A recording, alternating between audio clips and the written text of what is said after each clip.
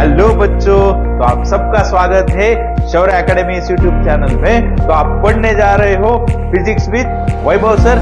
Let's get started. तो start करते हैं quick formula revision on the chapter gravitation.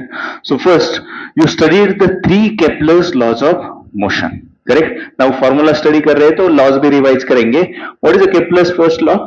कि बाबा every planet is revolving around the sun in an elliptical orbit which sun is located at the one of the focus of an ellipse. आप देख रहे हो ये क्या है? Planet है, कोई तो भी प्लैनेट है, वो रिवॉल्व कर रहा है around the sun. Sun is located at the one of the focus of an ellipse. ठीक है। नाउ सेकेंड लॉ क्या कहता है रे? In short, the areal velocity of planet remains constant. Areal velocity of planet remains constant. उसका दूसरा ही meaning क्या है? Now see, the line joining the sun to the planet sweeps equal areas in equal interval of time, correct. This is a third law. Now second statement क्या है? Aerial velocity of planet remains constant. So what is the formula? Now see, delta A upon delta T, which is called the aerial velocity, which is constant, is equal to L upon twice of m. L is called the angular momentum. M is the what? Mass of the planet. Is it clear? So यहाँ पे ध्यान दे दो बच्चों, ये remains क्या है रे? Constant है। तो आपको मालूम है यहाँ पे क्वेश्चन बनता है, करेक्ट, कि areal velocity a by t constant, मतलब वी कैन आल्सो राइट बाबा a1 upon t1 is equal to a2 upon t2 is equal to a3 upon t3, correct. This is the Kepler second law.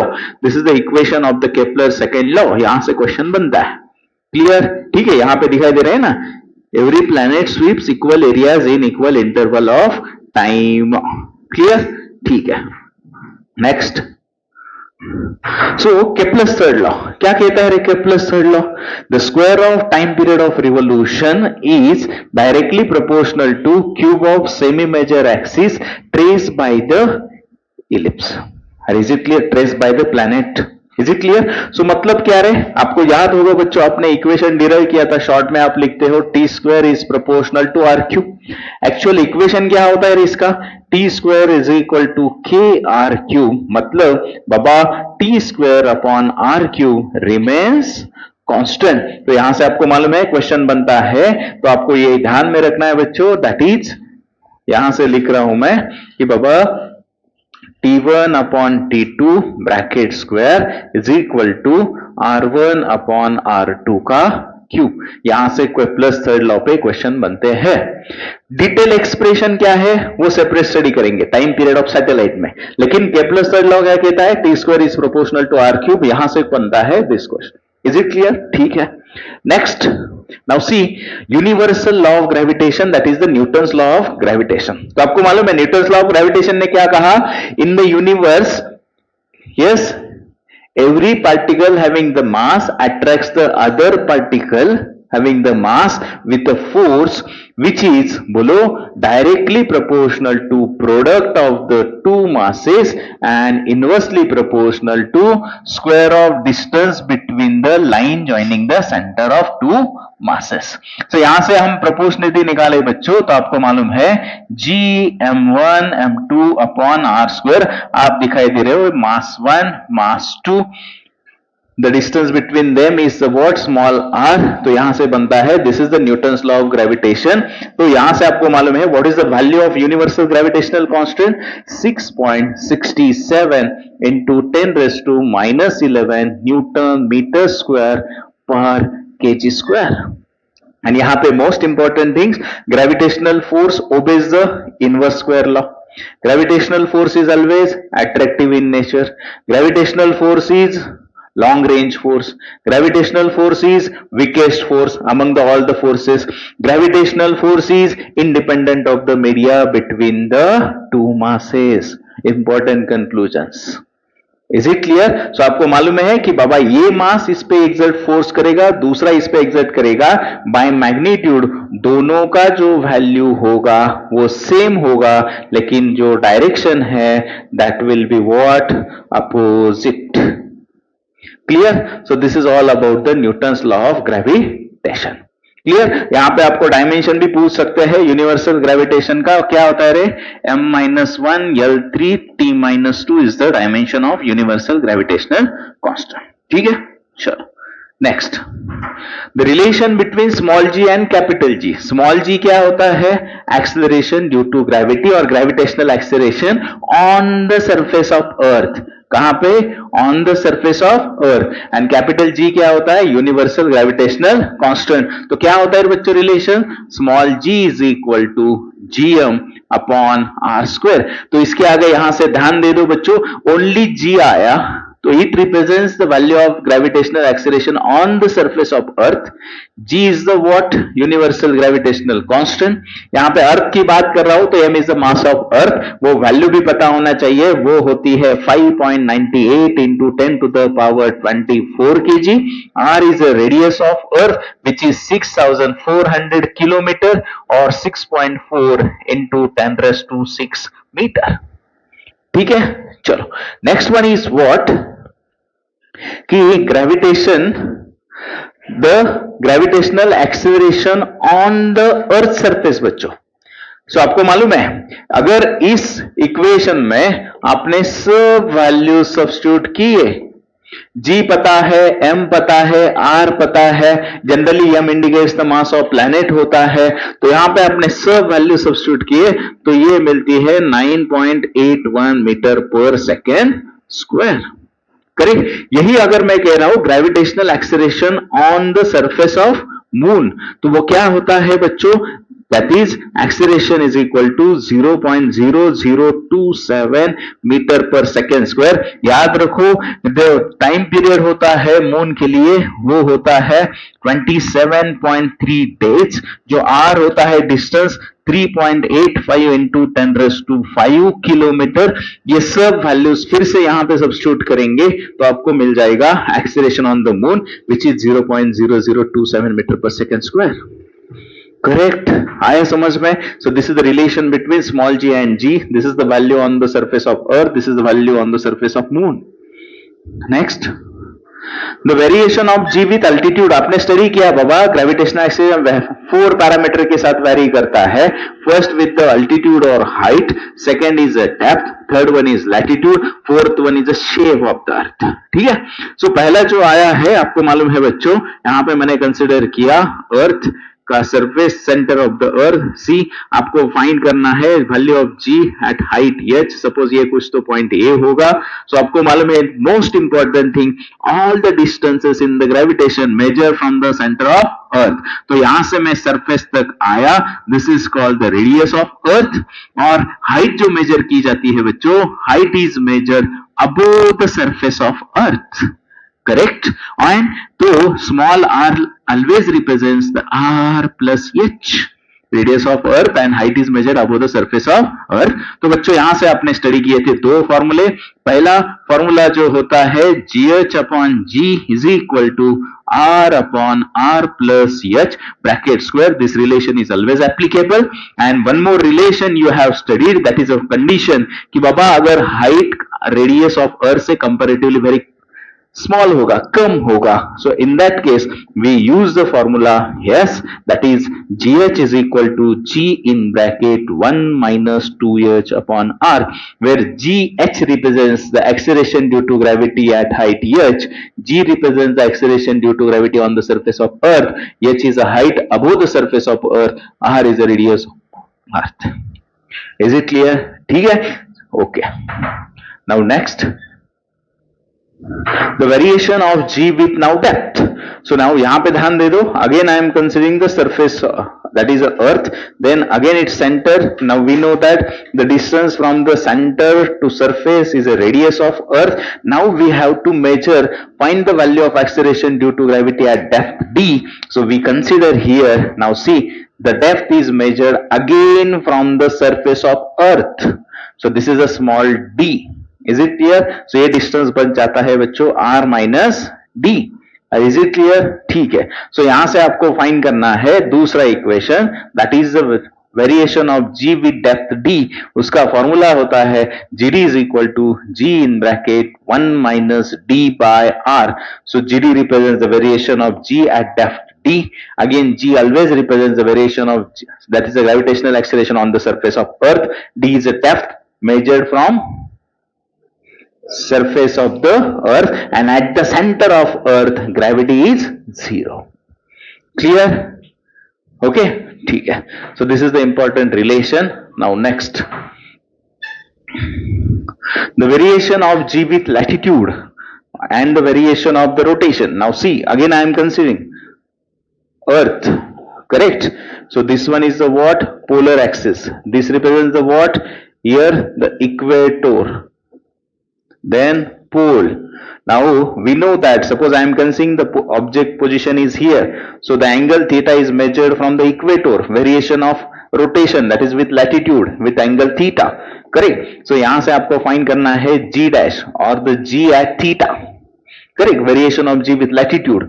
Now see, यहां से जो formula होता है बच्चों, आपको मालूम है कि फॉर्मूला मिलता है that is g dash or g at theta is equal to g minus r omega square cos square theta, correct? Now what is the omega? It is the angular velocity speed of the earth. It is rotating about the what? Earth is rotating about the polar axis, west to east like this, correct? So यहां से most important, now see two cases at equator से ही major करना start करते हैं. तो equator पे theta कितना होता है? 0 डिग्री. पोल पे कितना होगा? 90 डिग्री. सो फर्स्ट कंडीशन, अभी ये जो फॉर्मूला है इसमें वैल्यू सब्स्टिट्यूट करते हैं, करेक्ट? तो पहला कंडीशन का इक्वेशन क्या मिलेगा? बोलो डायरेक्टली सीधा बाबा, g dash is equal to g minus r omega square, because cos theta cos 0 1. Second case में डायरेक्टली क्या होगा? g dash is equal to g. So what conclusion you are getting? यहां से तो माइनस हो रहा है, मतलब इक्वेटर पे ग्रेविटी कम होगा. मैक्सिमम कहां पे होता है? पोल पे. सो सबसे ज्यादा acceleration due to gravity is on the earth, और अर्थ पे भी कहां पे? पोल पे. सो ऐसा क्वेश्चन आता है, when we are moving from equator to pole, क्या होता है? Acceleration due to gravity increases. Clear? दो केसेस भी समझ में आए? इसमें कुछ डाउट नहीं. Now next, the effect of shape of earth. Shape मतलब क्या? एक्चुअल में आपको मालूम है कि earth is bulge at the equator, correct? Earth कैसी है? Bulge at the equator. Suppose consider किया, मतलब ये जो डिस्टेंस है, that is you can say that radius of equator, this is what? The polar distance, correct? तो आपको मालूम है यहां पे बच्चों कि क्या, कि बाबा r of equator is greater than the r at pole, correct? जो डिस्टेंस है from the centre of earth. So यहां से आपको मालूम है, आपने ऑलरेडी स्टडी किया है, the value of g is inversely proportional to r square. Inversely proportional मतलब इक्वेटर पे अभी हमने कंक्लूजन देखा पिछले, तो जी एट इक्वेटर क्या है? कम है, जी एट पोल ज्यादा है. This is because of what? Shape of the earth. Is it clear? ठीक है. Now this variation, this graph is always asked the variation of acceleration due to gravity with the distance r. R is always measured from again center of earth. Now see, suppose I am considering बच्चों, we know that at center, this is the center of earth. I am considering this is actual the earth. Okay? So आपने equation में देखा inside the earth यानी depth. तो depth के लिए क्या होता है? GD is directly proportional to R होता है. When we are outside the earth है ना, at height पे जाओगे तो G at H is inversely proportional to R square. So this is directly proportional, मतलब आप सेंटर से अर्थ की सरफेस तक जाओगे, so directly proportional you are getting a straight line graph, and outside it is inversely proportional to R square, so you are getting the graph like this. So here the condition is what? G is inversely proportional to R square outside, and inside G is directly proportional to R. Is it clear? So this is the variation of G with R. आया समझ में?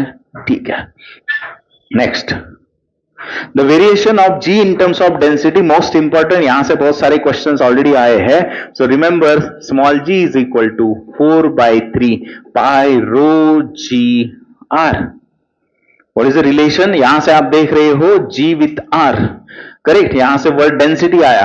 कौन से भी question में material का mention हुआ तो आपको उस इक्वेशन को डेंसिटी के टर्म में कंपलसरी लेके जाना है, और then you have to solve the problem. So यहां से आप देख रहे हो what that G is directly proportional to density and G is directly proportional to R।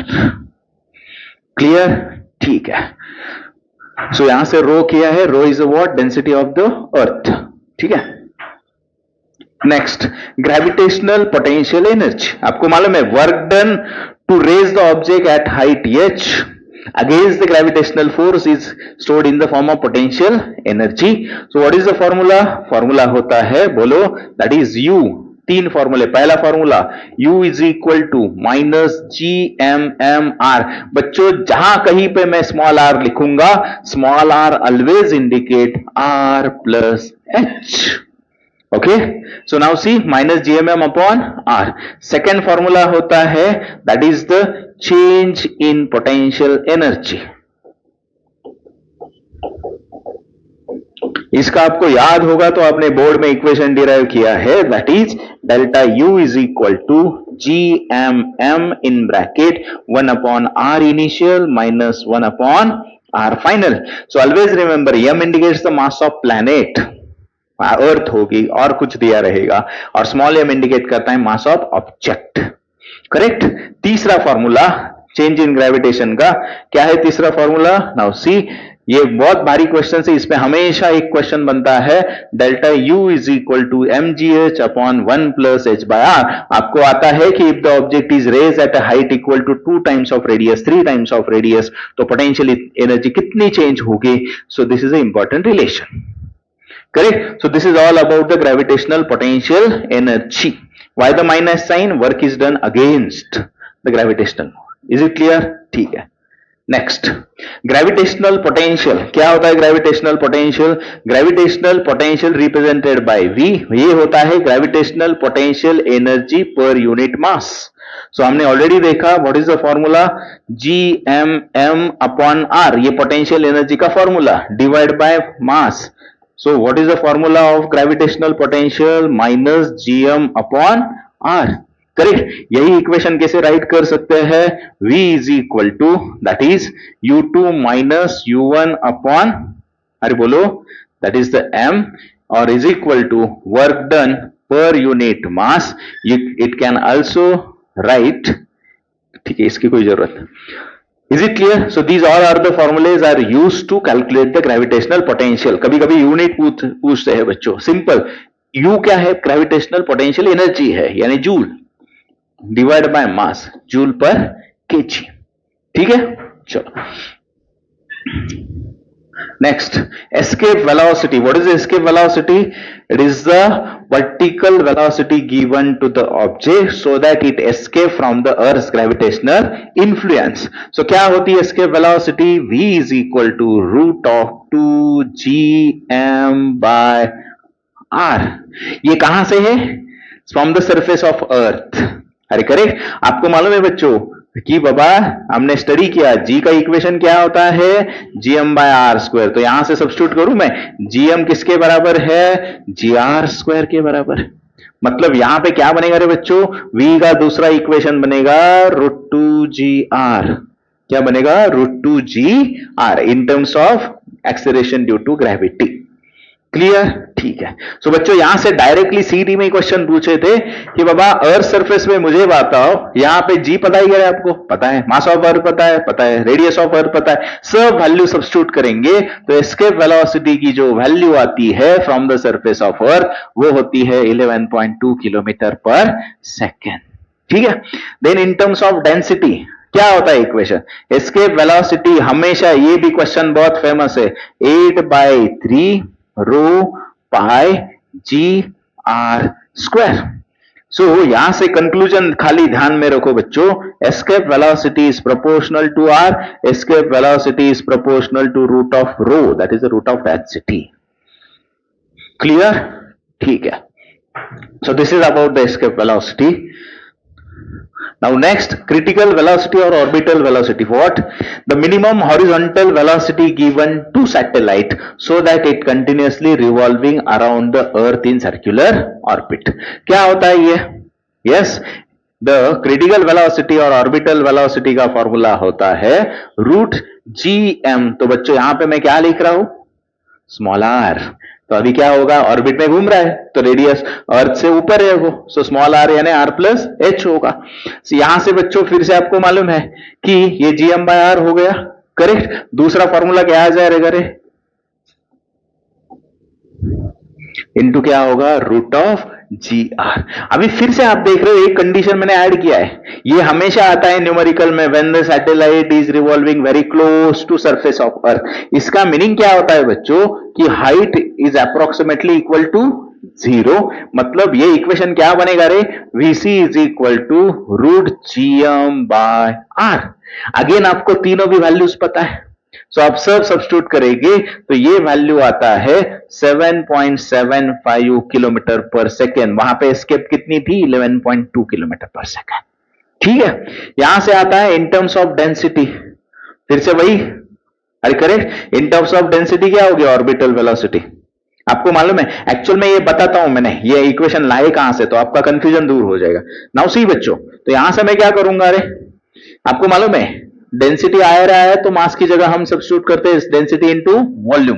अर्थ का शेप एज अ स्फीयर, तो यहां से क्या करेंगे, जी मास की जगह डेंसिटी, वॉल्यूम कितना होता है 4/3 पाई आर क्यूब। आया क्या समझ में, डिवाइडेड बाय क्या है, आर। तो अभी देखो आपको समझ में आया होगा, what is the final equation, yes 4/3 rho g pi r square. आया क्या समझ में, पिछला भी क्वेश्चन ऐसे ही किया था। सो यहां से क्या बनेगा फॉर्मूला बाबा, VC is equal to root of 4/3 pi rho G R square. फिर से कंक्लूजन बोलो यहां से कि बाबा orbital velocity is proportional to root of rho, it is proportional to R. Clear, video चालू करना, इसमें कुछ डाउट है आप लोगों को, नहीं। Next, now the relation between the escape velocity as it is पूछा था, relation between escape velocity and orbital velocity. आपने देखा बच्चों क्या होता है, escape velocity is root 2 times orbital velocity. ठीक है, this is the relation. Next, period of satellite, मैंने कहा था केप्लर्स फर्स्ट लॉ में, सेकंड लॉ में, थर्ड लॉ में, सॉरी। तो इक्वेशन क्या बनेगा, एक्चुअल इक्वेशन क्या होता है पता होना चाहिए, T square is equal to 4 pi square upon g m into क्या रे, आर क्यूब। अभी यहां से एक्चुअल में होता क्या है, स्मॉल आर। क्या होता है एक्चुअल में, स्मॉल आर। ठीक है, अभी ये इक्वेशन समझ में आया, और यहां से आपको मालूम है कि बाबा कांस्टेंट की वैल्यू कितनी होती है, ये भी पूछ सकते हैं, 4 pi square upon GM, so T square is proportional to r cube. सही है। सो यहां से मुझे बताओ पहली कंडीशन, आप लोग बोलोगे when the satellite is revolving very close to surface of earth, मतलब स्मॉल आर की जगह क्या सब्स्टिट्यूट करोगे आप, कैपिटल आर सब्स्टिट्यूट करोगे, तो क्या हो गया ये इक्वेशन, बोलो, अरे बोलो, T square is equal to 4 pi square, बोलो। अभी जीएम की जगह क्या सब्स्टिट्यूट कर सकते हैं, बोलो, जी R square.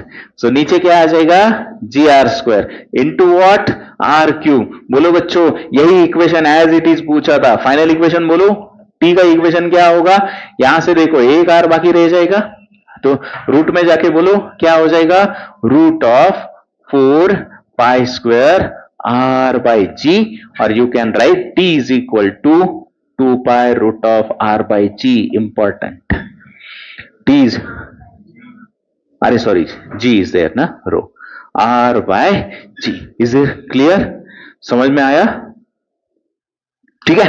Next, period in terms of density. अभी आपको मालूम है कैसे डिराइव करते हैं, तो इसका इक्वेशन होता है, मेंशन करो, 3 pi upon rho ji.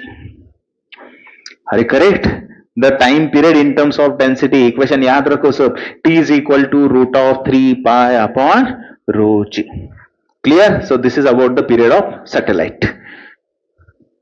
Now the binding energy of satellite revolving in a circular orbit.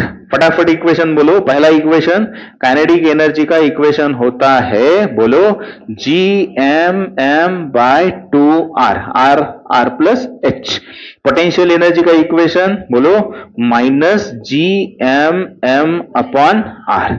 बोलो, total energy is equal to kinetic energy, बाद में रिलेशन देखेंगे, लेकिन खाली minus, minus G M M by 2 R, और binding energy is negative of अरे sorry, negative of total energy. So binding energy कितनी होती है? खाली sign plus GMM/2R. Are correct? So these are the energies of satellite: potential, kinetic, total, and the binding energy of satellite. ठीक है? So now next. So what is the relation between all these? So आपको मालूम है एक ही line में potential energies बोलो -2 times of kinetic energy, -2 times of binding energy, +2 times of total energy. एक ही line में लिख दो, जो चाहिए वैसा कन्वर्जन करो.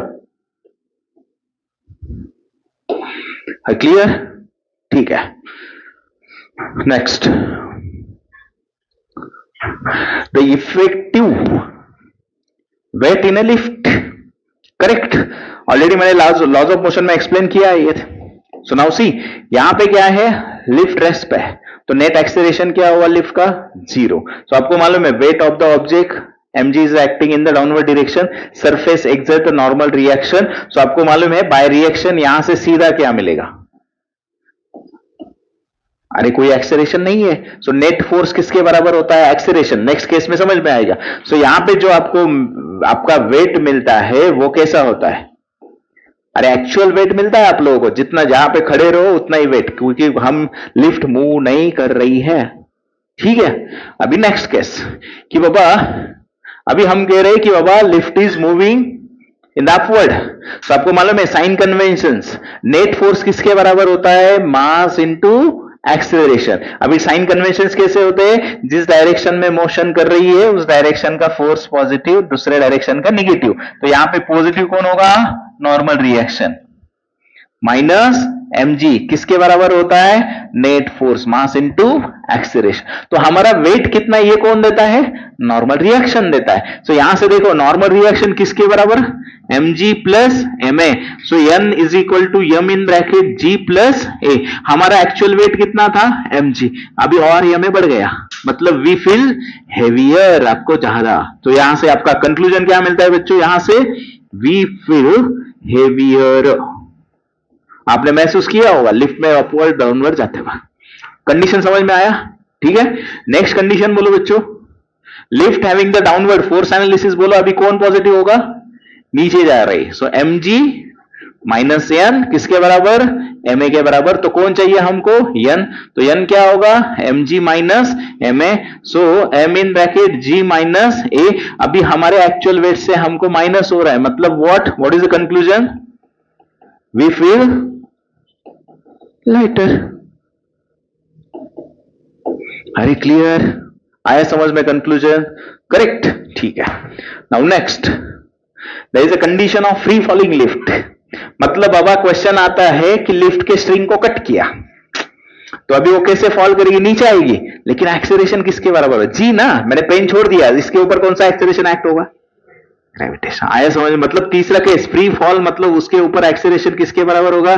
जी के बराबर. तो इक्वेशन बोलो बच्चों फिर से. नीचे जा रहा है तो क्या होगा? mg minus n is equal to mg ना. सो mg के normal reaction. So this is called the what? Free fall. And zero मतलब क्या? This is called the weightless condition. It is called the what? Weightless. अरे is it clear? Correct. So quick formula revision over gravitation. ठीक है. चलो तो बच्चों, अगर आपको मेरा वीडियो पसंद आया है तो do not forget to like, share and subscribe. तो पढ़ते रहो फिजिक्स विद वैभव सर.